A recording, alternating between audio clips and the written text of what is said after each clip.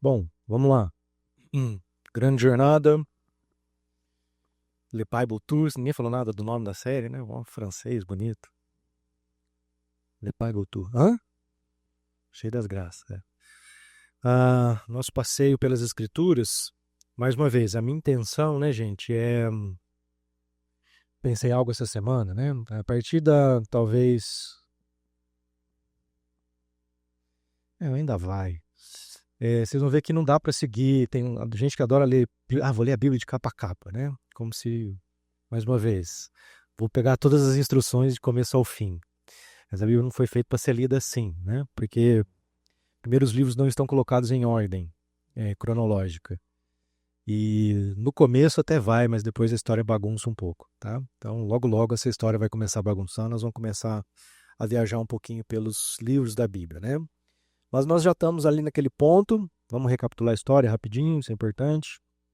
Deus cria todas as coisas, chama a humanidade para levar vida, bênção, a partir do jardim, a partir de um relacionamento com Deus, onde ele poderia contar com Deus para decidir o que é bem e mal, mas ele decide fazer isso por conta própria, seduzido, né, por uma das criaturas que estava lá no jardim, e aí ele perde essa comunhão com Deus, ele perde acesso ao jardim, ele perde acesso à bênção, ele tem que agora viver desconectado de Deus. Deus promete que um descendente da mulher quebraria essa maldição, certo? Então nós temos bênção e maldição, bênção e maldição. A partir daí o mundo se torna caótico, cheio de violência, injustiça, promiscuidade. Deus decide intervir e chama um senhorzinho chamado Abraão e diz que vai ser a partir da família dele que Deus vai restaurar a bênção. Então que Abraão seja uma bênção para as nações, porque é a partir dele que vai a bênção viria, né? A quebra da maldição. Aí a gente vê a história dos descendentes de Abraão a partir daí, que se torna um grande povo numeroso, que a história começa como escravos do Egito, mais ou menos, né? Eles viram um grande povo no Egito, mas a história começa um pouquinho antes, com José, e Deus aparece para libertar eles dessa escravidão, chama um homem chamado Moisés, que vai lá, liberta o povo, chama o povo, faz uma aliança com eles no Sinai. Olha, vamos reafirmar aqui, eu sou o Deus que apareceu lá para o seu antepassado Abraão, para o seu antepassado Isaac, para o seu antepassado Jacó, vocês querem caminhar comigo? Queremos. O que acontece? Eu sempre paro nesse ponto porque ninguém lembra. Na hora da aliança, o que acontece? Sem ser o Thales, que o Thales já sabe. É ele que responde toda vez. Na hora da aliança, o que é o mais importante lá do Êxodo? Isso, lá no Sinai. O evento do Sinai, que são? São duas coisas importantes que acontecem. Isso. Deus chama o povo para fazer a aliança, o povo não quer ir, Deus desce. Né? Os dois eventos importantes. Então Deus passa agora a tabernacular, a viver no meio do seu povo. E aí eles caminham pelo deserto, chegam à Terra Prometida, a geração tem medo de entrar, não entra, eles têm que vagar 40 anos pelo deserto. Chegam aí a cara da Terra Prometida, Moisés morre, Josué assume como líder do povo e lidera o povo na conquista da Terra Prometida. Né? Nós paramos aí. Tudo bem? Percebam que o povo de Israel está então entrando na Terra Prometida. Está cumprida então a promessa de Deus para Abraão, certo? Em partes, né? A gente vai ver que a promessa vai se cumprindo ao longo da história, mas em parte sim. Por quê? O que Israel seria ali em Canaã? Bênção para as nações. Né? Veja que hoje dou para vocês esses estatutos e princípios, né? Que as nações ao redor de você vão olhar para você e dizer: nossa, que povo é esse que tem estatutos e leis tão justas, né? E que Deus é esse que toda vez que eles clamam está lá junto com eles, porque caminha no meio deles e tudo mais. Então essa era a missão de Israel, ok? Isso é que Israel foi chamado para fazer. E aí, o livro de Juízes começa com a morte de Josué, né? E vai contar o quê? Não, antes disso. Ah, por que o livro chama Juízes? Alguém sabe?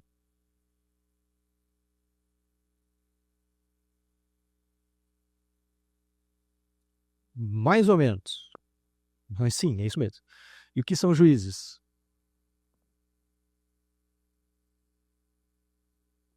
Hã? Ah, é. O que são os juízes? Quem eram os juízes? Como é que a gente pensa nesses caras?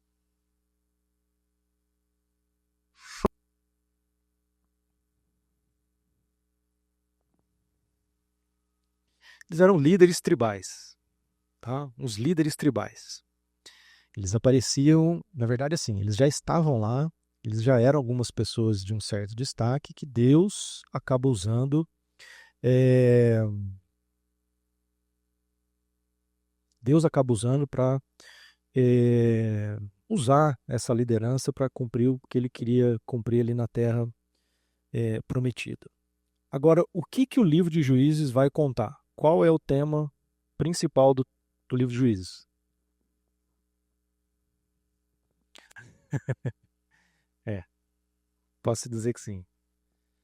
Juízes conta o livro da corrupção de Israel, ou conta a história, né, da corrupção de Israel.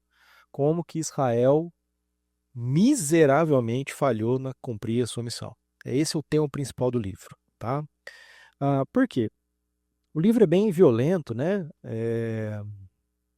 Vai contando aí a triste história de como os líderes, esses líderes tribais, né, ou o próprio povo, é, não cumprem ah, o papel que Deus deu, que lembra, não era simplesmente matar todo mundo, né?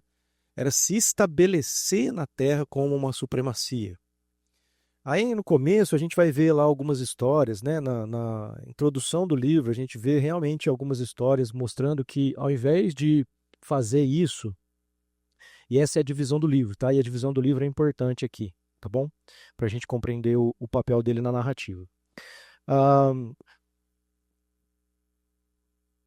Israel, ao invés de se estabelecer como nação ali em Canaã, ele se torna tão corrupto quanto as nações ao seu redor. Ele não se estabelece como hegemonia porque ele faz algumas alianças que não deveria fazer, né, com os cananeus, adota práticas culturais dos cananeus, que era o que não deveria ser feito.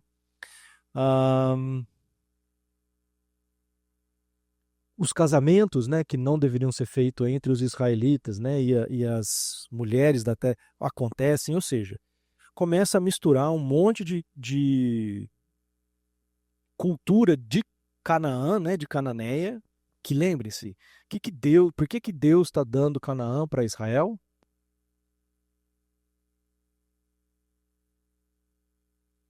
Hã?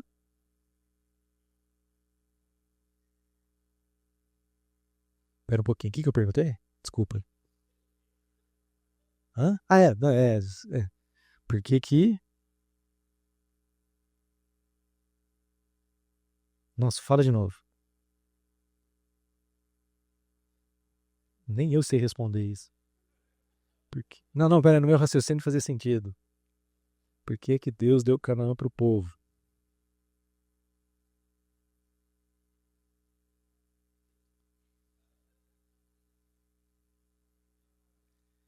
Nossa, gente, perdi. Olha, desculpa, eu perdi completamente o fio da meada da minha própria pergunta. O que que você respondeu?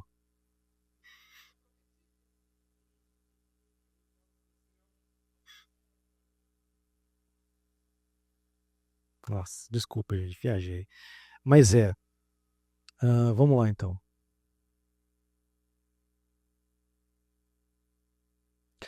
Não, tá, lembrei, né?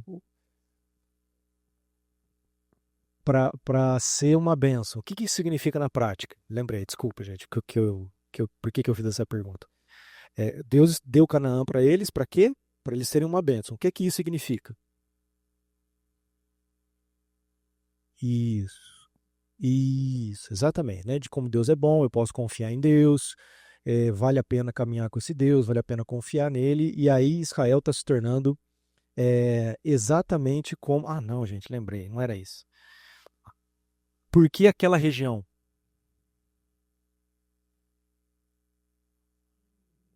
Não só. Por que os cananeus?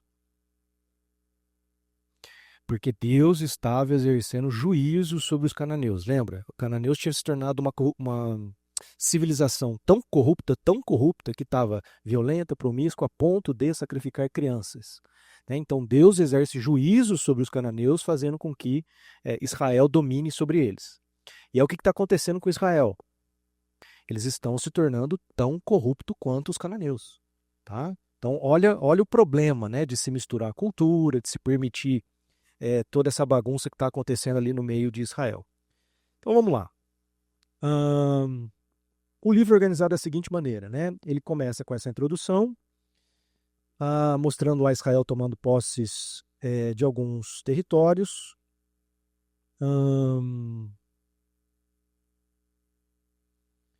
Mostra pra gente como que Israel está realmente falhando nessa missão, fazendo as alianças que não deveria fazer. O capítulo 2 vai apontar que existem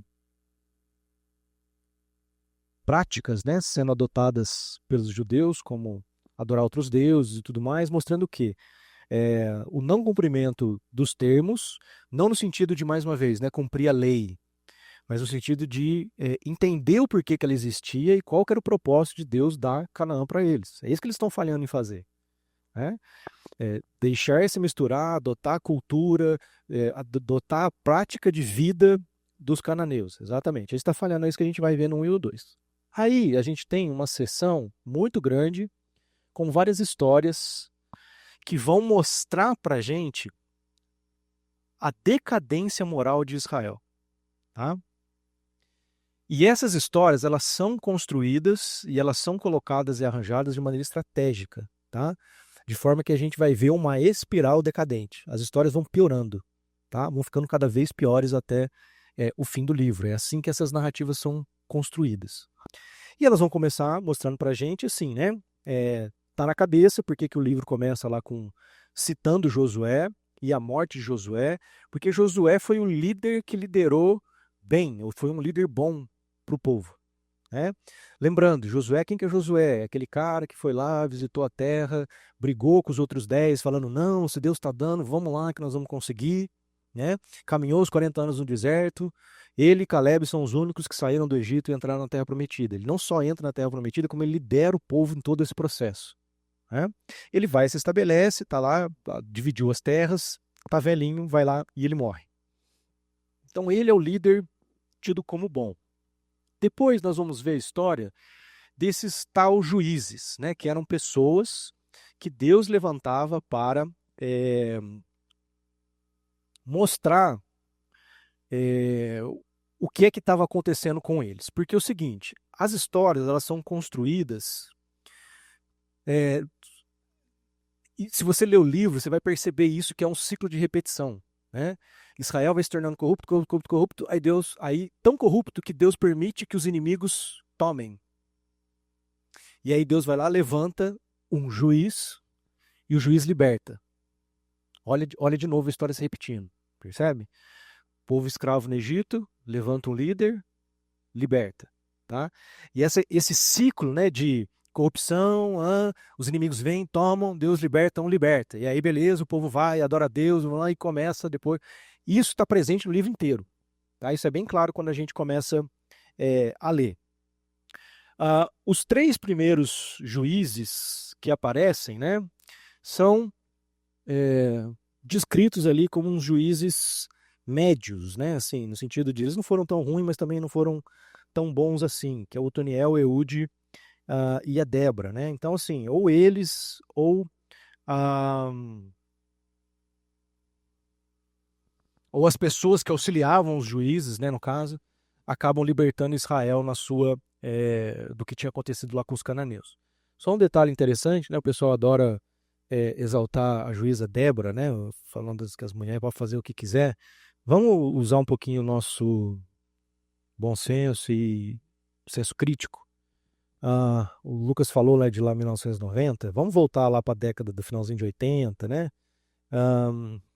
Vamos lembrar daquela época. Talvez só o Thales e a Winnie não lembrem, né? Vocês nasceram que ano? 88? Não dá para lembrar. Também não vai dar para lembrar. Mas volta lá no finalzinho da década de 90, comecinho da década final de 80, finalzinho da década, comecinho da década de 90. Como é que era, por exemplo, se a gente pegasse um amigo nosso, amiguinho nosso, falasse para ele assim, vai lá pegar a bola no terreno baldio, e ele não fosse, porque ele ficou com medo. E a gente falasse assim, mulherzinha. Como é que era isso? Era bullying, mas percebe que isso é tido como uma ofensa, né? É, você está sendo covarde como uma mulher, tá? Porque mulher geralmente, né, frágil, medo de tudo, não sabe matar barata. Quantos anos atrás isso? Uns 30 anos atrás. Então vocês imaginem o tanto de 1000 anos e mil atrás, como que era isso? Quem são as mulheres na cultura de Israel? Mães. E olha lá, tá? Deveriam ser cuidadas, exaltadas, sim, mas na cultura daquela época, a mulher não é nada. Então prestem atenção. Israel está tão bundado que Deus tem que chamar uma mulher para libertar eles. Você percebe a ofensa que essa história é para Israel? Então não é que, Débora, o juiz Débora, líder Débora. Não, isso é para mostrar como que Israel não estava completamente distorcido do que deveria ser. Tá? As próximas histórias também são um pouco mais complicadas, mas vão mostrar a mesma coisa, né? Mas vai decaindo aí a qualidade dos juízes. Gideão até começa bem, mas ele também é um covarde, né? Aquela história do põe a lã na cerca, se o chão amanhecer molhado e a lã seca, está me chamando, depois inverte, se a lã aparecer molhada e o chão seco, é porque o Senhor está me chamando mesmo. Isso mostra como que Gideão não conhecia a Deus, ou a desconfiança dele em Deus, tá? Então isso não é um sinal de fé, pelo contrário, é falta de fé. O temperamento dele é horrível, né? Ele mata uma série de israelitas que não quiseram vir ajudar ele na batalha, e depois, no final das contas, ele mesmo acaba se exaltando, né, como líder de Israel. É um desgrama. O próximo juiz é o Jefté, que ele parece mais um gangster, né, da época. Ele é como se ele fosse tipo um mafioso ali, né? Ele vive nas montanhas, inclusive, né? E aí, assim, o negócio ficou tão feio que Israel foi lá pedir ajuda para ele. E aí, para vocês verem, né, como que a quem o povo está recorrendo, né, para libertar. Ele sai na batalha, mas antes de sair ele faz um voto. Vocês lembram dessa história? Ele fala que se Deus der vitória para ele, quando ele voltar para casa, ele vai matar a primeira pessoa que ele vê. Onde que isso vai agradar a Deus? Hã? Como assim?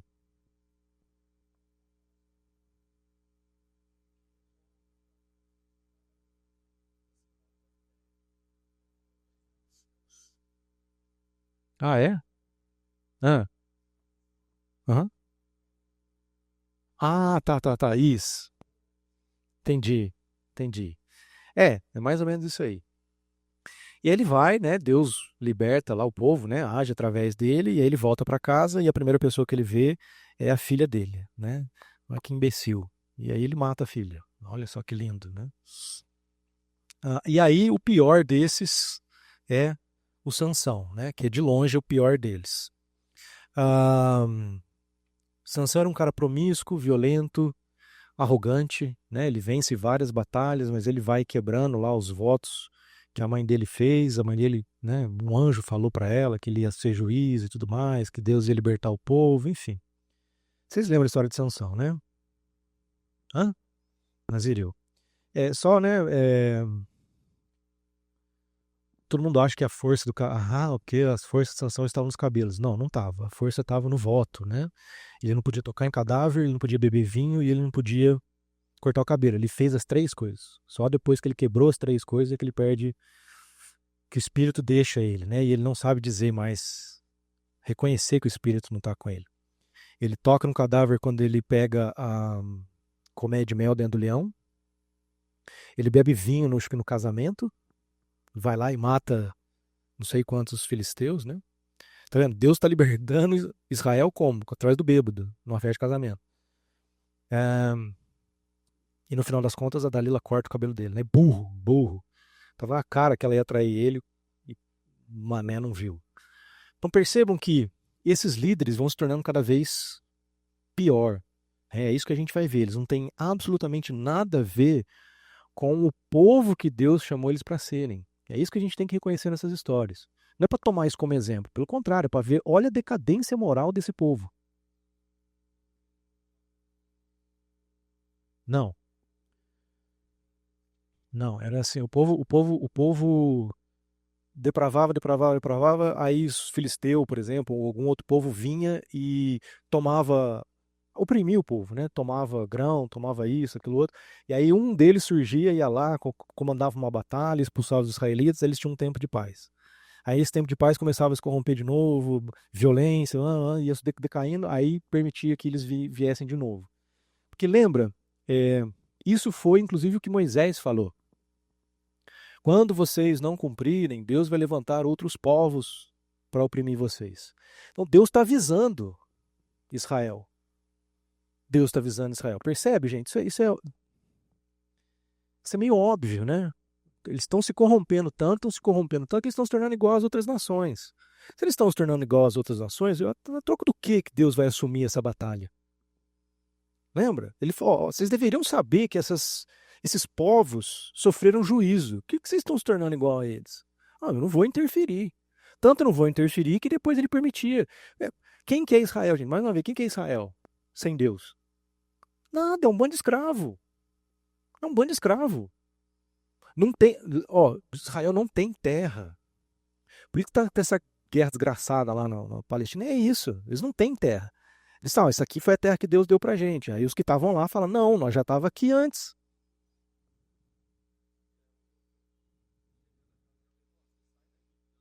Exatamente.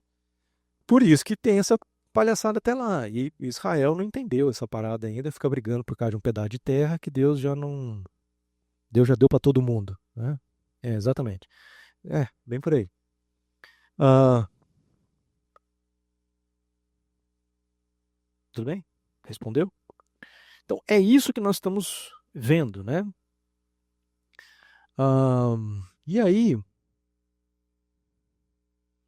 negócio degringola tanto que chega às duas últimas histórias que são realmente trágicas, né? E essas histórias, elas são marcadas por uma frase que se repete e que, por mais que o livro, e aí vamos ter um parênteses, né? Por mais que o livro tá para mostrar a decadência moral de Israel, por que ele está ali? Só para isso? Não. Lembra, a Bíblia, ou os livros que estão ali na Bíblia, eles são escritos, primeiro, para convidar o leitor a participar da história. Vocês lembram que tem todo um recurso literário que acaba de repente do nada, né? Deixando sempre aquele clima de suspense e sempre apontando para a esperança. Como assim? Tá? Por mais que o livro seja trágico, existe uma ponta de esperança. Ele vai deixar isso para quem está lendo, né? Então, pensando nisso, e depois eu vou explicar por quê, essas duas últimas histórias elas são marcadas com a repetição de uma frase. Naqueles dias, Israel não tinha rei. Cada um fazia o que parecia certo aos seus próprios olhos. E aí, a primeira história é sobre um israelita, né, chamado Mica, que constrói tipo um templo privado. Né? É como se aqui agora é a adoração oficial para Deus. E esse templo é invadido por um exército também, né, meio que privado da tribo de Dan. Então percebam, né? O cara tem lá o seu templo, que é dele, ele cobra provavelmente, né, o pessoal usar. E aí da tribo de Dan vem um outro exército que não era tão assim, não representava toda a nação de Dan, né? Era um exército privado. E eles vêm, roubam todas as coisas, né, incendiam a cidade inteira de uma cidade pacífica chamada Lais. E eles matam todos os seus habitantes. Terrível, né? E aí mostrando o quê, né? Que Israel está usando assim, se eu posso, eu faço. Né? Ou seja, usando poder de forma equivocada, né? Então, se eu tenho, é, se eu posso invadir aquela cidade, tomar aquela cidade, eu vou fazer isso, por que não, né? Foi exatamente o que foi exatamente assim que as outras nações se estabeleceram naquela terra. E aí a gente tem a última história, que essa, se você não conhece, eu sugiro que você leia, ela é aterrorizante, né? Ela não dá o nome dos personagens, ela só fala o levita. Mas o levita, vou contar rapidinho a história para vocês. Ele tem uma concubina e ela volta para casa dos pais, né? Ela o trai, ela abandona ele e leva ele para casa volta para casa dos pais. E ele vai lá e pega a concubina de volta, né? E o pai da concubina, ele fala assim: ah, beleza, eu vou voltar para minha casa. Ele, não, fica aí mais, não sei o que, não sei o que lá, fica aí mais. Ele, tá bom, ele fica. Ele fica vários dias na casa do pai da concubina. Se eu não me engano, a concubina é estrangeira, tá? Depois eu preciso confirmar isso, mas é muito provável que ela seja estrangeira. E aí o que está mostrando essa questão da repetição, dele insistir para o cara ficar? A hospitalidade do estrangeiro. Israel deveria ser uma nação que acolhe o estrangeiro. Então o que essa história está mostrando? Olha como o estrangeiro está tratando o levita. Fica aqui na minha casa, fica aqui na minha casa, fica aqui na minha casa. Beleza. Aí ele, depois, no final das contas, vai embora, leva junto a concubina, eles param numa cidade e chega na cidade, ninguém oferece estadia para eles. Vai começar daí. Eles ficam lá esperando um tempão, deu alguma coisa na câmera lá. Ninguém oferece estadia para eles. E aí, no final das contas, ele consegue um lugar para ficar, mas os homens da cidade vêm, querem abusar dele, né? Israelitas, na cidade israelita. Querem abusar dele, e aí ele põe a concubina para fora, e os caras abusam dela a noite inteira. Né? Aí no dia seguinte ele vai lá, ela está quase como morta, não fala se ela estava morta ou não, né? Não dá a entender essa história, então a gente não sabe se foi ele que matou ela, sabe que ela estava lá quase desfalecida.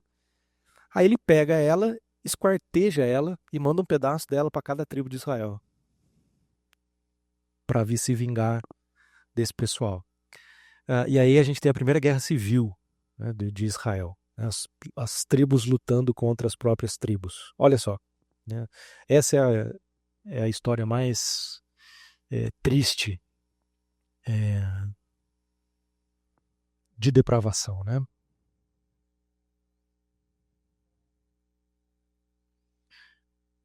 Não, agindo tão ruim quanto. Né? Ele é um levita, lembra? Ele é um levita. E aí ele convoca o resto de Israel para vir vingar a morte da concubina dele.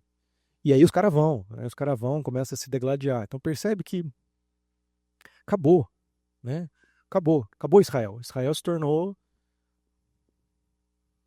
como as outras nações. A gente sempre acha que isso é lá no Samuel, com Davi. Não, isso é consequência ali do que aconteceu já na Terra Prometida, tá?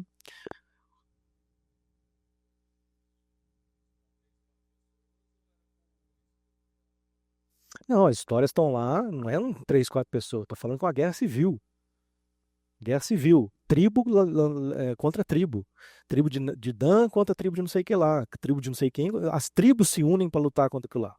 Se eu não me engano, 10 tribos se unem para acabar com a tribo de Benjamim. E era para matar todo mundo. Deus mandou, pode acabar com essa tribo. E aí, no fim das contas, um foge e eles deixam. Não, deixam a meia dúzia lá vivo. E aí, no final das contas, dão umas mulheres para ele para não acabar com a tribo. Mas a tribo era para ter acabado. A tribo de Benjamim. E aí, olha que legal, né? Quando elegem Saul, da onde ele é? Nós vamos ver isso aí. Benjamita. Tá?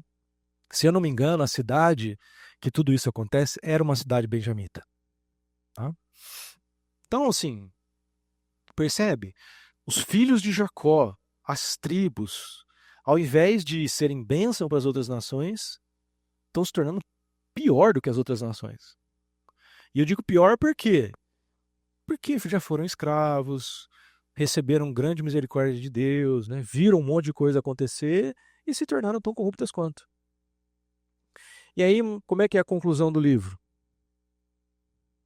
Repete a frase.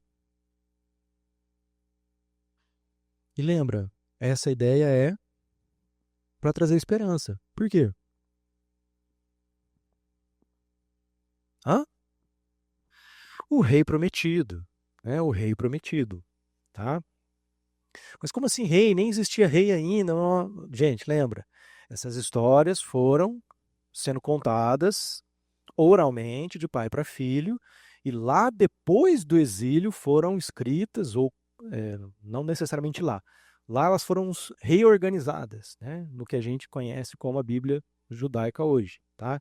Então, depois da era dos reis. Por isso que ele usa essa expressão para mostrar que a esperança ainda está de pé. Por quê? Porque esses líderes não eram os libertadores de Israel. Essa é a questão. Lembra? A gente está sempre vendo isso. Sempre nessa expectativa. O homem que vai vir e quebrar a maldição. Então, quando termina o livro assim, nessa época não se tinha rei. Ah, então calma lá. Então não tinha o prometido. Porque, lembrem, na cabeça do israelita, e nós vamos ver isso mais para frente, quem que o israelita tem em mente quando a gente fala do rei? Davi, tá? Davi. Davi é a figura messiânica mais próxima de Jesus que a gente tem no reinado, tá? Nós vamos ver isso lá para frente. Não porque tinha rei, né? Na, a época que foi a Bíblia foi organizada na época em que ah, na época do Segundo Templo, ou seja, na reconstrução do templo depois do exílio. Então tinha rei naquela época. Não era aquela grande nação como era da época de Davi.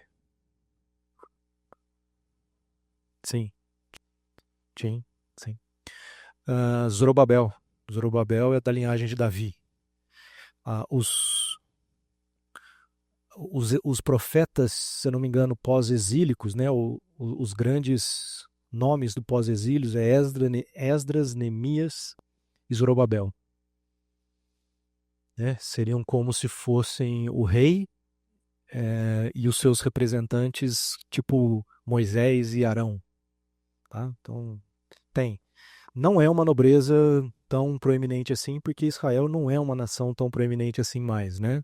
Eles estão catando os caquinhos do que sobrou ali em Israel, e a gente sabe que eles nunca vão ser o que foi, né?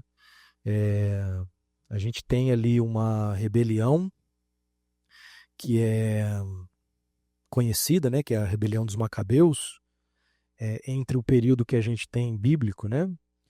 Que o templo foi tomado, eles tomam de volta, mas é a única história que a gente tem, né, no período entre a volta do exílio e a vinda de Jesus que é tão comentada assim. E mesmo assim o rei não é citado, porque os macabeus são também líderes tribais, né, são dois irmãos que lideram a rebelião, liberam o templo, e logo em seguida Roma já chega na parada e toma Israel pro seu território, e aí destituem o rei, entre aspas, né, porque tem um rei governando Israel. Quem é o rei governando Israel em nome de Roma? Na época de Jesus, né? Herodes. Tá? Herodes funciona como rei. Né? Ele é o rei. O tetrarca é porque ele governava 4 regiões, né? Subordinado ao imperador. Exatamente, tá? Mas era um rei, como se fosse um rei. Mas lembra, quem era um rei figurativo, né? Quem mandava era Roma. Ele era um rei administrativo. E quem tinha mais força na sociedade eram os fariseus, né? Na verdade, não só os fariseus, os saduceus e os escribas. Eles eram os nobres, né, da época. Então, eles que mandavam, entre aspas, na sociedade israelita. Mas é aí que tá, né? Aí que fica a esperança, essa esperança daquele homem que vai botar fim à maldição. Não tem rei, então, na época de Israel. Cada um faz o que bem entende. Então o leitor fica convidado a aguardar, né, a esperança desse homem que vai vir, que vai quebrar a maldição, que vai restaurar e que vai trazer vida. Então, esse livro é interessante por quê? Porque mostra que apesar da falha de Israel, né, apesar da total corrupção de Israel em se tornar como as outras nações, Deus se mantém fiel à promessa que tinha feito, né? Deus se mantém fiel. Ô, Sá, traz as coisas aqui pra gente, pra mim, por favor. É, Deus se mantém fiel à sua promessa, a promessa que fez a Abraão, de que através dele, Deus é, abençoaria todas as nações. E Deus cumpriu essa promessa, nós sabemos disso, né, que o rei prometido, né, o sacerdote, o sacrifício, enfim, foi Jesus e ele é o homem que quebrou essa maldição de uma vez por todas, né?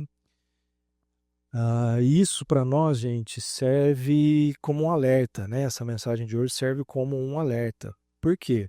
Porque a gente está vendo, lembra, Deus. A história bíblica ela é organizada em ciclos, ciclos de repetição.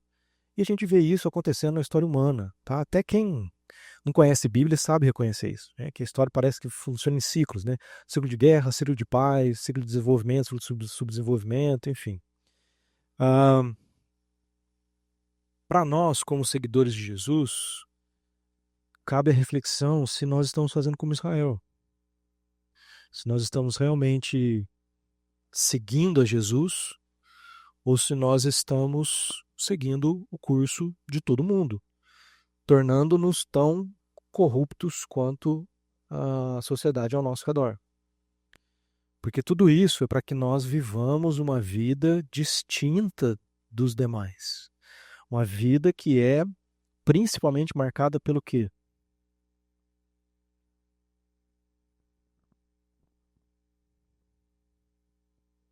Obediência às escrituras, uma vida de retidão moral,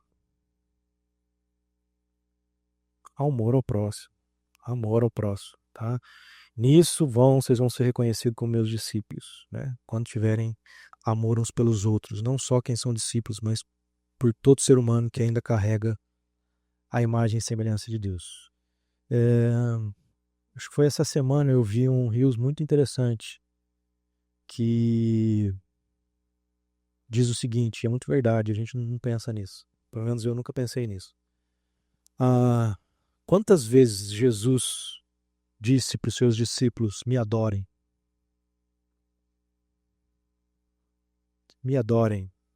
me prestem culto? Nenhuma. Mas o que Jesus fala para eles? Me sigam, me sigam e amem o próximo. Eu vou ser muito sincero com vocês, gente. Desde da minha formatura no seminário, isso nunca foi. Isso foi se tornando cada vez mais claro, né, de que o que a gente está fazendo aqui é uma grande perda de tempo. Deus nunca pediu para nós fazer isso aqui. Jesus nunca pediu para nós fazer isso aqui. Mas ele pediu para a gente estar lá fora, na sociedade, fazendo a diferença na sociedade, cuidando do pobre, do miserável, do desprezado pela sociedade. É assim que a igreja deveria ser reconhecida dentre as nações. Não pelo povo que fica cantando Jesus no domingão especial. E isso aqui, tá? Muita ênfase é dada no culto, tá? Por quê? Hã? Como assim?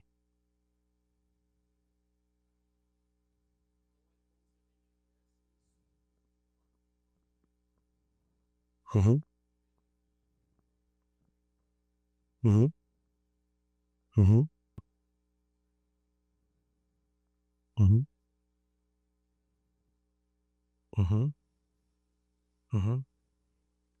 Uhum. E a gente faz o que na quarta-feira? A gente não tá fazendo tudo isso que você falou? Então, por que que no domingo tem que ter musiquinha, tem que ter oração, tem que ter. Não. Você tá entendendo o que eu tô querendo dizer? Tô dizendo, não tô desprezando isso aqui, gente. Tô desprezando isso aqui. Tô dizendo que isso aqui, do jeito que é feito, com a intenção que é feita na grande maioria das igrejas, tá? É um grande desperdício de tempo. Era uma forma de atingir mais pessoas. Hoje não é mais. Hoje não atinge ninguém. Hoje só alivia a consciência de pessoas que não têm relacionamento com Deus. Essa é a grande verdade. Por quê? Porque eu tô vendo aí cidades com igreja com 5.000 pessoas que não vejo assim nenhuma diferença na cidade. A cidade continua violenta, a cidade continua injusta, a cidade continua um monte de coisa e não tem diferença. Se não tem diferença, como é que 5.000 pessoas, imagina, 5.000 seguidores de Jesus? Gente, Jesus fez o que fez com 70. Imagina 5.000 que ele não fazia. E a gente vê 5.000 seguidores de Jesus fazendo diferença em algum lugar? Não, a gente vê um ou outro. Né? Se eu posso dizer, na minha geração, sabe quem eu vi fazendo diferença? Esqueci o nome do cara, lá do Rio de Janeiro. Você deve saber o nome dele. Ah, cara, Carlos Costa, tá? Zé Carlos Costa, né? Que entra dentro da favela, faz manifestação na praia, que tá lá de alguma forma chamando a sociedade para olhar para a injustiça, para a violência do Rio de Janeiro. Tá lá como um profeta, né? Que é também uma cidade que já se tornou Babel há muito tempo. Aliás, todas são Babel, né? Mas uma Babel bem. Uma Babel bem Babilônia. Rio Babilônia. Não é à toa, né? Então, é filme isso? Tem um filme que chama Rio Babilônia? E eu acho que tem um filme nacional que chama Rio Babilônia. Não sei se é um filme ou se é uma música, mas não é à toa, né? Diga. Depois a gente procura, eu acho que é um filme, chama Rio Babilônia. Antigo, de cinema nacional. Tu não ia perguntar alguma coisa? Ah, tá. Ah, por isso, gente, que nós é tão importante, né, o momento em que Jesus senta com seus discípulos e renova, né, ou restabelece, amplia aquela aliança que Deus fez com Abraão, né, a promessa que Deus fez com Abraão, que vocês lembram? Deus chama Abraão e fica por isso mesmo. Depois de quase 30 anos, não, perdão, 15 anos, Abraão fala: Deus, como é que eu vou saber que você vai cumprir tudo isso? É aí que Deus faz aliança com Abraão e promete para ele que iria fazer todas essas coisas, né? E aí Jesus celebra isso na ceia. Ele parte o pão como os animais que estavam sendo partidos, ele derrama o sangue como o sangue dos animais que é, foram mortos ali para que aquele pacto fosse estabelecido. E assim como Deus somente passa por meio daquele sacrifício, Jesus sozinho, né, sobe a cruz, sozinho, digo voluntariamente, né, sobe aquela cruz e carrega o castigo que caberia a todos nós pela quebra da aliança, mas é ele que sofre em nosso lugar, né? E essa história seria muito triste se Deus não tivesse ressuscitado ao terceiro dia. Então, isso para nós é uma festa, é um banquete de celebração, porque Jesus está vivo, não só vivo, mas ele está. Olha só que interessante, né? Jesus é um ser humano vivo que está onde? À destra de Deus Pai. Então, nós temos um ser humano intercedendo ou nos representando no conselho divino. e Ele prometeu estar conosco todos os dias da nossa vida. Tá? Essa é a grande celebração que nós temos com a ceia. Isso vai ser feito eternamente. Nós vamos nos lembrar dessa aliança, do cumprimento dessa aliança, e isso vai ser celebrado, não, até que eu volte. Para sempre é só a Páscoa. Falei errado.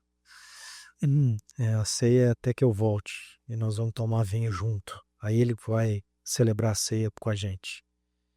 Pai querido, Pai amado, louvado seja o teu nome. Nós te louvamos pela tua misericórdia, bondade, sua fidelidade para com o Senhor mesmo, o teu nome e a promessa que o Senhor fez de restaurar a bênção do Éden através da família de Abraão. Jesus, obrigado por ter se disposto a viver isso e assumir em nosso lugar o preço, pela nossa rebeldia, rebelião, pela nossa corrupção.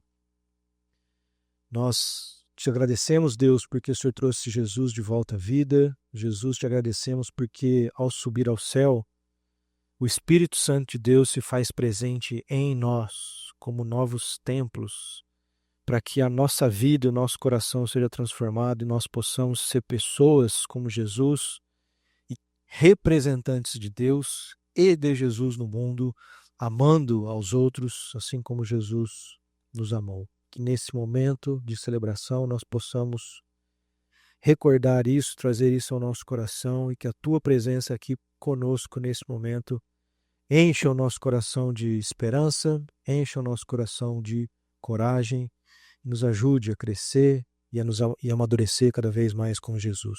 E é no nome dele que eu faço essa oração. Amém.